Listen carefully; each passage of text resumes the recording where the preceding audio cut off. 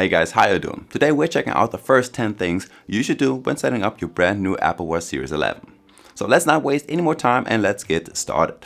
Alright, let's kick things off by diving into the customizations, because there are honestly so many options here, and one of my absolute favorites is, which is no surprise, setting up your watch faces. With watch faces you can completely change the look and feel of your Apple Watch Series 11. Now you've got two ways to do this. You can either customize them directly on the watch, or you can use your iPhone. On the watch itself, just long press on your home display and you will see the watch face selection menu. By default, you'll only see Apple's new Flow watch face, but if you swipe to the side and hit the plus symbol, you will unlock tons more. You've got activity, analog, astronomy, portraits, exactograph, and trust me, the list goes on forever. On your iPhone, you can head into the watch face gallery in the Watch app, which is honestly easier to navigate because of the bigger screen on the phone. Here, you'll not only see even more watch faces, but you can also dig into categories like fitness, classic, or even fun ones like Memoji. Customizing is super simple. Tap edit, and depending on the watch face you're using, you can change colors, styles, and most importantly, the complications. And complications are the best part. For example, on modular watch faces, you can set up to 5 different complications. You can add your workouts, your wallet, Spotify, health stats, navigation, and so much more. Once they are set, you can interact with them directly from your home display without digging through the app menu. Something else that's super important for comfort is watch orientation. This setting lets you decide whether you're wearing your watch on your left or on the right wrist, and also where the digital crown sits. Since I'm a lefty, I personally wear my Apple Watch on the right wrist with the crown facing outward. This way, when I'm doing push-ups or any kind of exercise, the crown doesn't dig into the back of my hand. Trust me, the small change makes a huge difference in comfort during workouts. Alright, let's move on to the notifications, and this one's also key for battery life. By default, your Series 11 mirrors pretty much every single notification that you get on your iPhone. And honestly, that's way too much. What I like to do is head into the notification settings, either on the watch itself or in the Watch app on your iPhone, and turn off everything I don't need. Personally, I only keep notifications from WhatsApp, my banking apps, and maybe YouTube. Everything else is off. This has two big benefits. First, your watch isn't lighting up every 5 minutes and wasting battery. And second, you are less distracted and more focused during your day. Finally, here's a little tip for multitasking. You can quickly switch between apps by double pressing on a digital crown. This brings up a list of all your recent apps, and from here, you can jump back and forth instantly. And if you want to close any of them, just swipe to the left and tap the red X.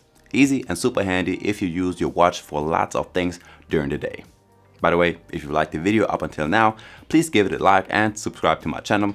You will also find the link to the smartwatch down below in the description. The next feature I want to touch on is the always on display. Apple's had this feature for a while now, but it's still one of my favorites. Of course, it does cut your battery life pretty much in half, but honestly, it's worth it. With always on enabled, you don't have to flick your wrist to check the time or your apps. It's just there. And let's be honest, it also looks way cooler when other people see your watch face glowing even when you're not interacting with it. I also recommend adjusting the brightness and the text size. For brightness, I stick to something like medium. The Series 11 goes up to 2000 nits, which is insanely bright outdoors, but medium gives you a great balance between visibility and battery. For text size, I personally keep it at the smallest option. It's still perfectly readable, and the bonus is that you see a little bit more text in your notifications and messages. Now let's talk about replying to messages and using Siri. Of course, you can just say, "Hey Siri," but honestly, pressing the crown is just faster and more reliable. When it comes to messages, let me be real, even on the 46mm model, the on-screen keyboard is still small. On the 42mm, it's even tinier. So my go-to method is dictation. Just speak your reply and it works almost flawlessly. It picks up my words super fast with hardly any errors, and it's just so much quicker than trying to type on that tiny screen. Next up, let's set up emergency SOS. This is something you should never skip. First, choose an emergency contact in your phone's health app. Once that is set, you can activate SOS manually by holding the side button. But here's the real deal. The Apple Watch Series 11 can trigger SOS automatically if it detects a serious car crash or a hard fall. It will then call emergency services if you don't respond.